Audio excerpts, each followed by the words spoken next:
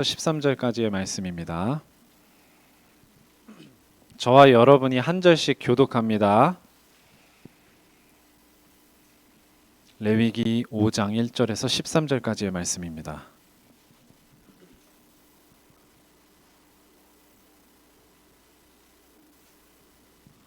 다 찾으신 줄 알고 제가 먼저 읽겠습니다.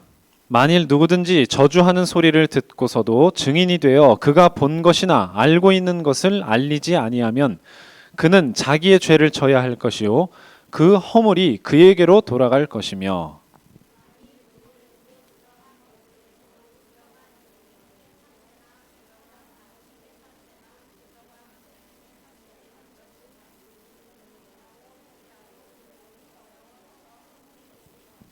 만일 부지 중에 어떤 사람의 부정에 닿았는데 그 사람의 부정이 어떠한 부정이든지 그것을 깨달았을 때에는 허물이 있을 것이요.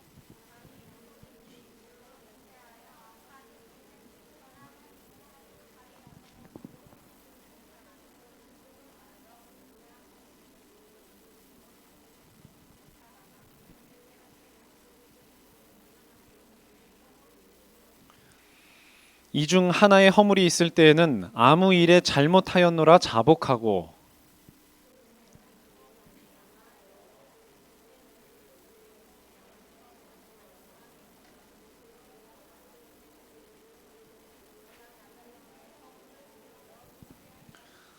만일 그의 힘이 어린 양을 바치는 데 미치지 못하면 그가 지은 죄를 속죄하기 위하여 산비둘기 2마리나 집비둘기 새끼 2마리를 여호와께로 가져가되 하나는 속죄 제물을 삼고 하나는 번제물을 삼아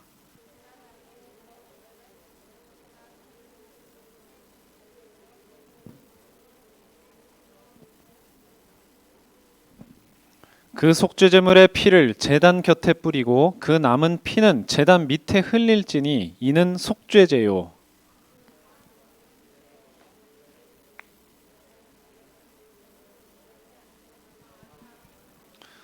만일 그의 손이 산비둘기 2마리나 집비둘기 2마리에도 미치지 못하면 그의 범죄로 말미암아 고운 가루 10분의 1 에바를 예물로 가져다가 속죄제물로 드리되 이는 속죄제인즉 그 위에 기름을 붓지 말며 유향을 놓지 말고.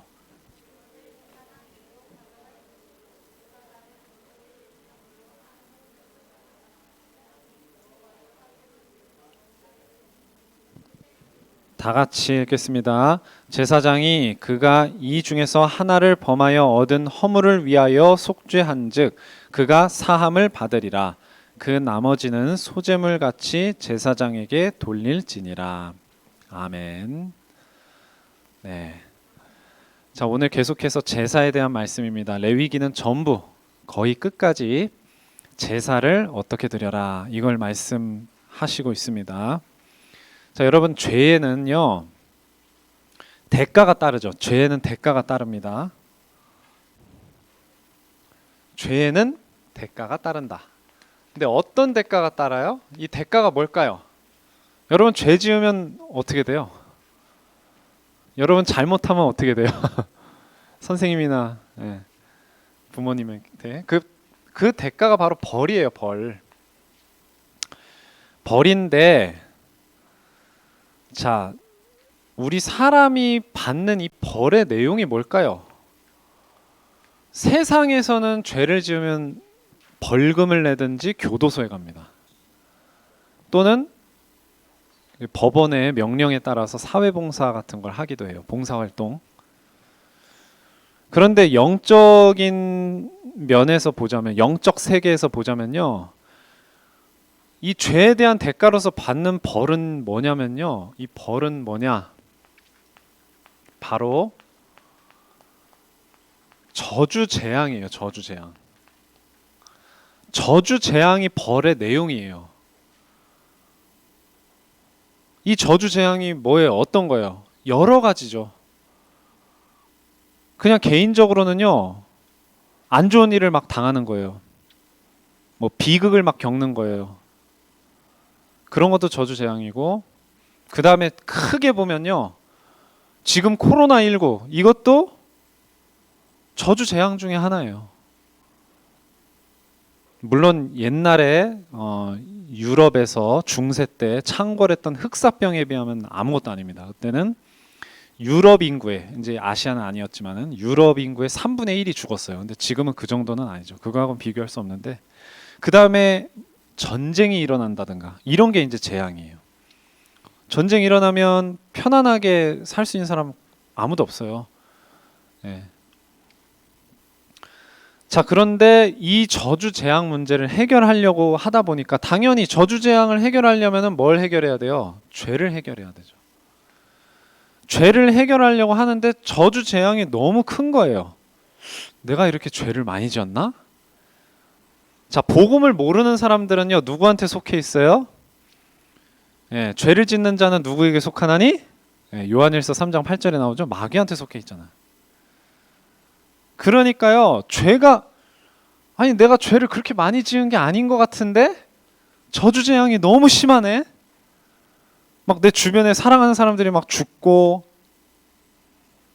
막 너무 고통스러운 병에 걸리고, 뭐 사고를 당하고, 범죄 피해를 당하고, 너무 저주스러운 삶을 살고 하다 보니까 이해가 안 되는 거예요.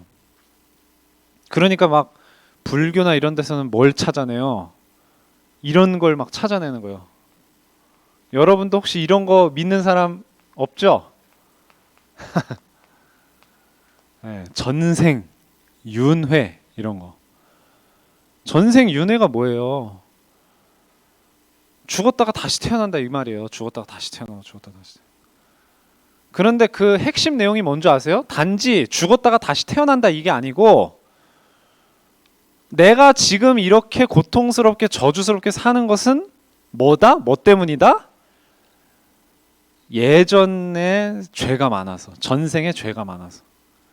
이런 식으로 빠지는 거예요. 근데 이거를 단지 그런가 보다 하고 생각해낸 게 아니라 귀신이 어떤 체험을 시켜줘요. 미신적인 체험을 시켜준다니까요. 네 전생에는 뭐 누구였어. 이런 식으로. 맞는 거예요? 틀리는 거예요? 마귀가 속이는 거예요. 전부 다. 이런 건 없는 거예요. 인생은 한 번이에요. 뭘 몰라서 그래요? 왜 이렇게 저주재앙, 내가 이렇게 죄를 많이 지은 것 같지 않은데. 뭘 생각하는 거예요? 자기가 지은 죄만 생각하는 거예요. 자기가 지은 죄. 자범죄, 스스로 범한 죄, 이것만 생각하는 거예요. 근데 뭐가 있어요? 그 위에? 뭐가 있어요? 네, 원죄가 있잖아요. 원죄가 무슨 죄예요? 선악과 따먹은 죄잖아요. 여러분 선악과 따먹은 사람 있어요? 우리 랩런트 중에? 나 선악과 따먹고 하나님이 떠났어요 하는 랩런트 있어요? 아담이 따먹었잖아요. 아담과 하와가. 그때부터 모든 인간이 하나님을 떠나서 이 죄의 대가인 저주 재앙 속에서 고통받으면서 살게 된 거예요. 그래서 이 세상에 안 좋은 일들, 여러분 랩런트 여러분 뉴스 틀면은 좋은 소식이 많이 나와요? 나쁜 소식이 많이 나와요? 어떤 사람이 나쁜 짓 했어요. 사람 죽였어요. 막 때렸어요. 사고 쳤어요. 이런 거 막 나오잖아요. 자, 그래서 1번입니다. 이 문제를 인간이 해결할 수 있을까 없을까요? 저주 재앙 문제 해결할 수 있어요 없어요? 없어요. 죄로 인한 저주 재앙은요, 인간이 해결할 수 있다 없다? 해결 못해요. 그래서 이 저주 재앙이 왜 오느냐? 죄 때문에 온다고 그랬죠? 그 죄 때문에 재앙이 왔던 사건을 몇 가지만 보겠습니다. 첫 번째가 뭐라고 돼 있어요? 노아 홍수.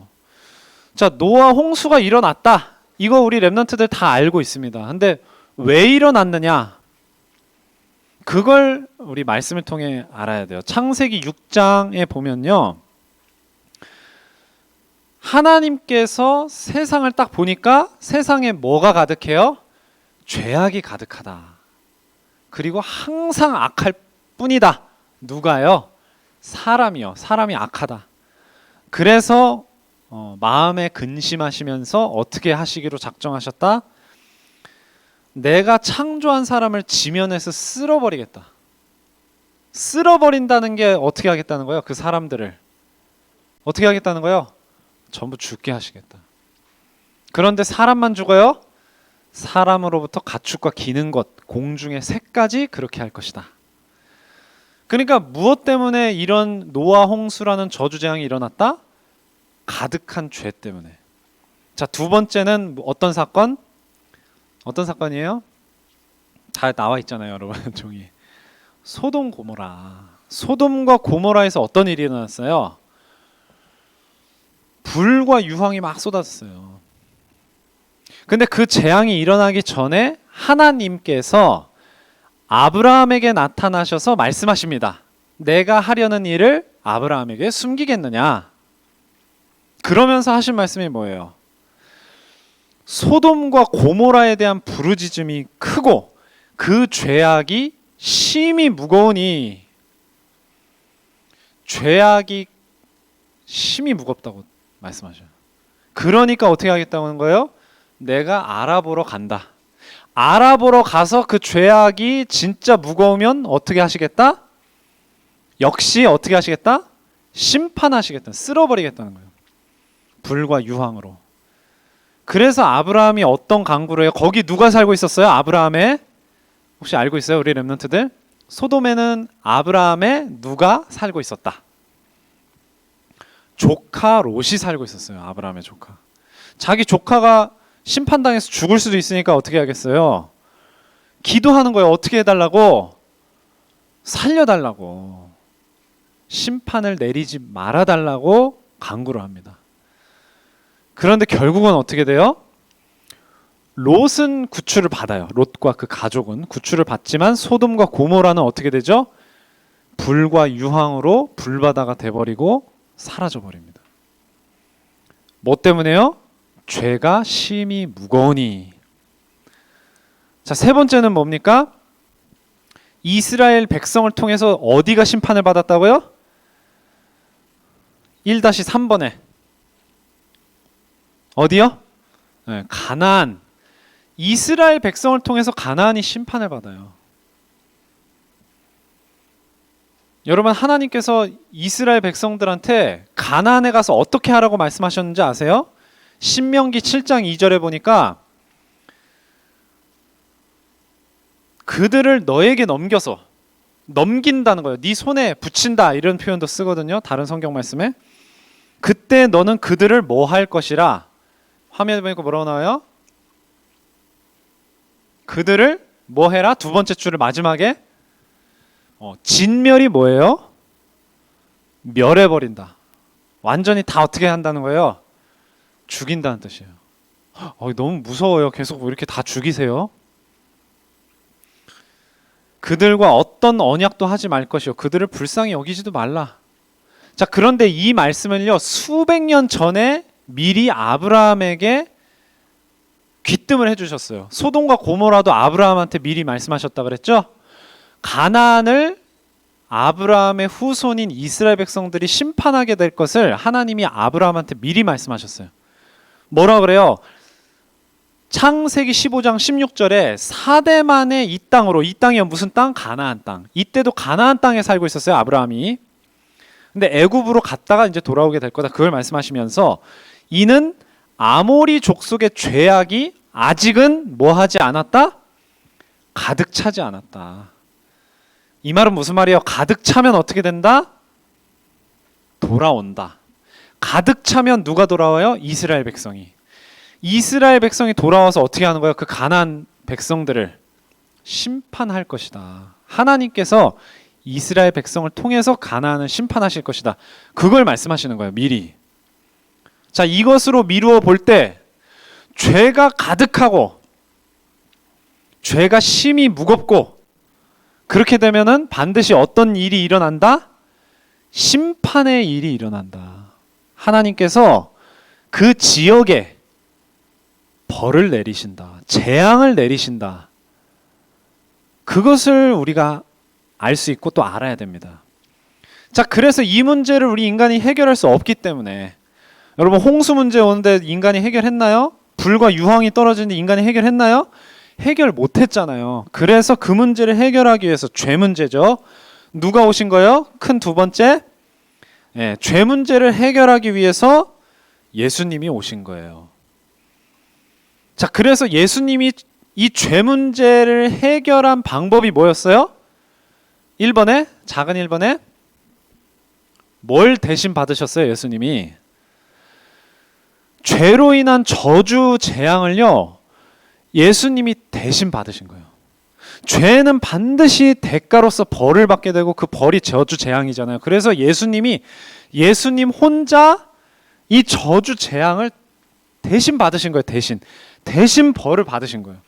대신 대가를 치르신 거예요. 그래서 어떻게 되신 거예요? 그래서 어디에서 돌아가신 거예요? 십자가에서 돌아가신 거예요. 예수님께서 십자가에 돌아가실 때 뭐라 그러셨어요? 엘리 엘리 라마 사박다니. 마태복음 27장 46절에 그렇게 말씀하십니다. 내 하나님이여 내 하나님이여. 이것이 시편 22편에 그대로 예언이 된 말씀이에요. 누가 썼어요? 이 시편은 다윗이 썼어요. 몇 년 전에? 1000년 전에. 예수님 오시기 1000년 전에 예수님이 이렇게 버림을 받으시고 저주와 재앙을 당하셔서 고통스럽게 죄의 대가를 대신 치러주실 것이라는 것을 미리 말씀하신 거예요. 내 하나님이여 내 하나님이여 어찌하여 나를 버리셨나이까. 그렇게 철저하게 저주 재앙 벌을 받으셔서 우리의 죄를요 대신 갚아주신 거예요. 죄값을. 그런데 두 번째 단번에 영원한 속죄를 이루신 거예요. 그 한 번으로. 여러분 지금 렘넌트 여러분 우리가 레위기를 보고 있어요. 레위기가 뭐라고요? 뭐에 대해서 했다고요? 쓰셨다고요? 알려주셨다고요? 뭐를 어떻게 해라? 제사를 어떻게 지내는지를 알려주신 거예요. 근데 제사가 뭐예요? 죄를 지을 때마다 그 죄에 대한 죄값을 제물을 바쳐서 양이나 염소나 비둘기나 이런 것들을 바쳐서 치르라는 거예요. 죄값을. 그런데 여러분 죄 한 번 짓고 끝나요? 여러분 하루에도 저와 여러분 여러 번 죄를 짓잖아요. 그렇죠? 그때마다 어떻게 해야 돼요? 제사를 지내야 돼요. 제물을 바쳐야 돼요. 그런데 진짜 짐승이 죄를 속해주는 게 아니고 그걸 통해서 하나님이 원하신 건 뭘까요? 앞으로 예수님 오셔서 이와 같이 우리 죄를 감당하실 것이다. 그것을 반복적으로 제사를 지내면서 끊임없이 구약의 이스라엘 백성들한테 어떻게 하시는 거예요? 알려주시는 거예요. 끊임없이 앞으로 메시아가 오실 것이다. 메시아가 오셔서 이와 같이 죄를 해결해 주실 것이다. 이것을 우리가 죄를 지을 때마다 이스라엘 백성이 계속 깨닫게 해주시는 거예요. 그런데 그 약속된 메시아가 오셔서 죄값을 치르실 때는 여러 번 하실 필요가 있을까 없을까요? 없는 거예요. 단번에 십자가에서 영원한 속죄. 히브리서 9장 12절. 자기 피로 영원한 속죄를 이루사 단번에 성소에 들어가셨느니라. 성소는요 제사장만 들어갈 수 있었어요. 그런데 단번에 영원한 속죄를 이루어서 우리 모든 사람이 제사장 됐어요. 그게 베드로전서 2장 9절이죠. 왕 같은 제사장 아시죠? 그래서 우리가 다 성스러운 그곳에 들어가게 된 겁니다. 자, 그래서 이제는 우리가 어떻게 된 거예요? 우리가 이제 죄에서 해방받았으니까 아무렇게나 살자. 맞아요? 틀려요? 아니죠. 죄에 대하여 우리는요 예수님과 함께 죽었다. 이렇게 말씀은 선포하고 있습니다. 로마서 6장 5절에 로마서 6장 1절부터 14절까지 그 내용을 쭉 얘기하고 있어요. 예수님께서 십자가에서 죽으실 때 우리도 어떻게 됐다? 우리도 죽었다. 근데 우리가 죽으면 어떻게 우리 2000년 전에 예수님 죽으셨는데 뭐가 죽은 거예요? 죄에 대하여 죽었다 우리가. 그리고 예수님께서 다시 살아나실 때 우리도 하나님께 대하여 살게 된 것이다. 그러니까 우리가 어찌 그 죄에 더 거할 수 있겠느냐? 이걸 이야기하는 겁니다. 우리는요, 렘넌트 여러분, 우리는요 예수님과 함께 죽었고 예수님과 함께 사는 겁니다. 그래서 우리가 예수님이 부활하신 것과 같이 마지막 날에 다시 부활하게 되는 거예요. 전에도 이야기했지만 죽어서 천국 간다? 아닙니다. 죽어서 천국 가는 게 아니라 죽었다가 부활해서 천국 가는 겁니다. 이 부분을 헷갈리시면 안 돼요. 부활해서 천국 가는 겁니다. 그 부활이 죄사함이 있기 때문에 가능한 거예요. 죄사함을 받지 못하면 부활은 하는데 심판의 부활로 살아난다라고 예수님께서 말씀하셨습니다. 자, 세 번째입니다. 죄사함을 은혜로 받았잖아요. 그렇죠? 그래서 이 죄사함의 은혜 속에서 우리 렘넌트 저와 여러분은 살아야 됩니다. 죄사함의 은혜 속에서.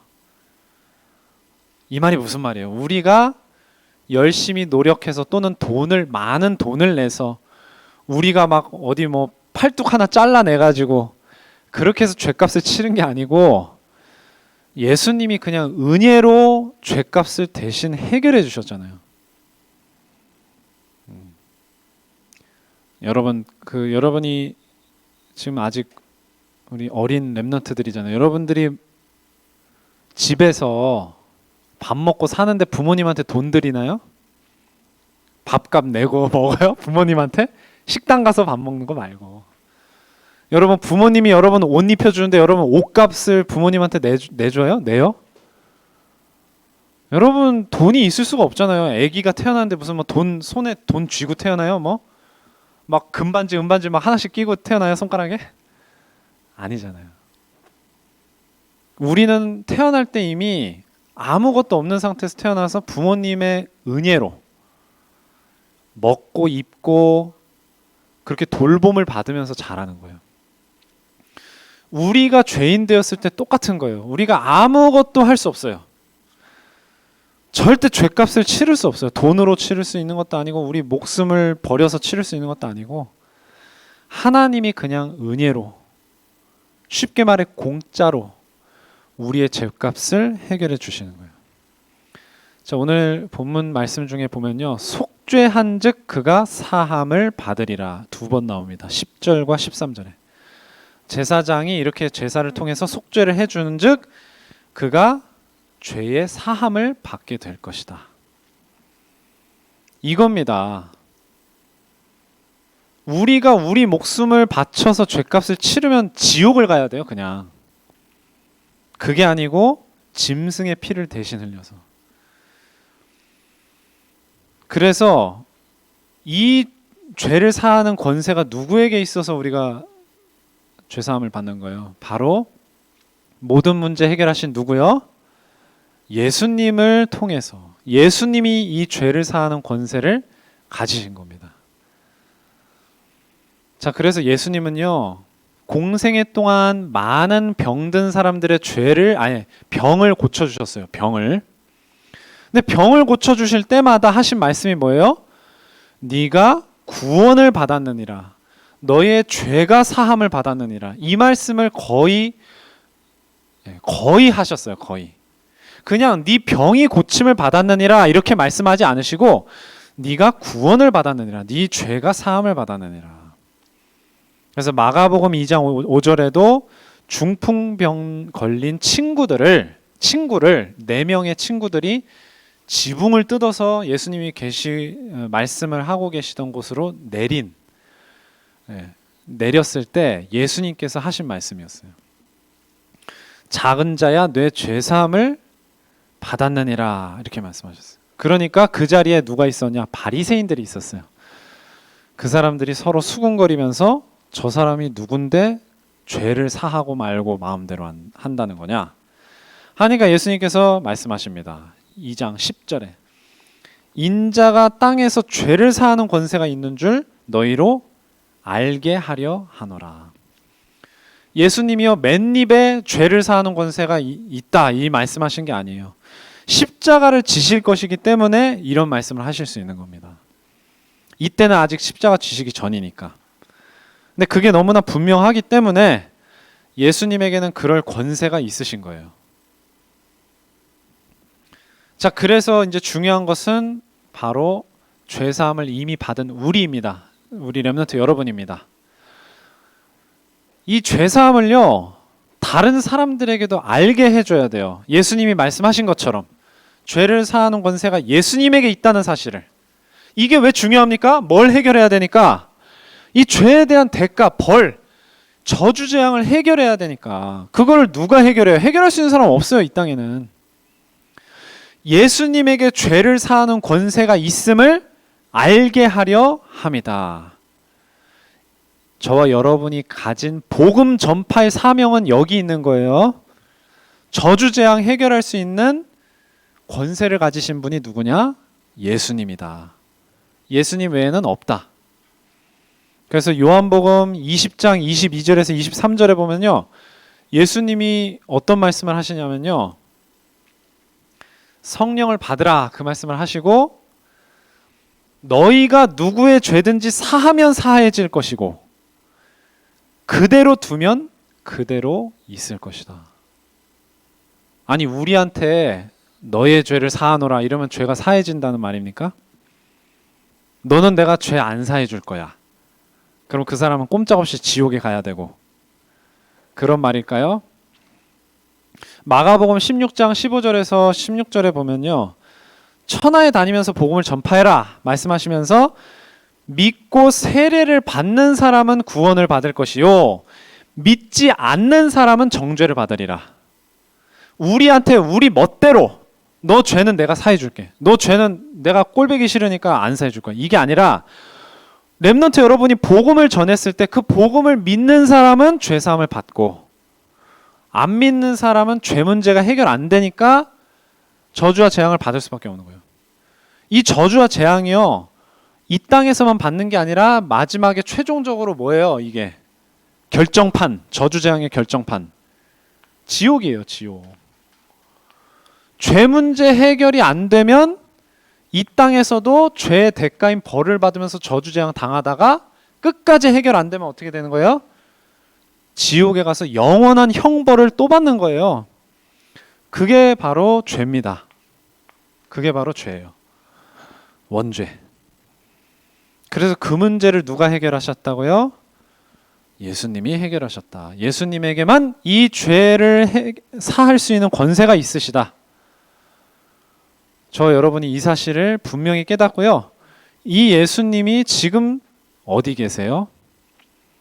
하늘에도 계시고 이스라엘에도 계시고 교회에도 계시고 어디도 계시지만 가장 중요한 게 어디에 계신 거예요?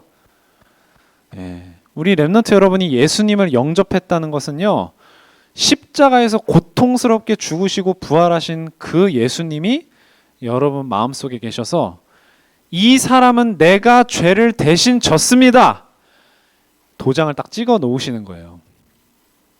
감사해요? 안 감사해요? 그래서 우리가 찬송하는 거예요. 찬송, 노래하고 싶어서 찬송하는 게 아니고, 우리가 절대 해결할 수 없는 죄 문제 예수님이 대신 해결해 주셔서 영원한 천국을 우리에게 보장해 주셔서 감사해서, 그래서 찬송하는 겁니다. 자, 이제 말씀을 마치겠습니다.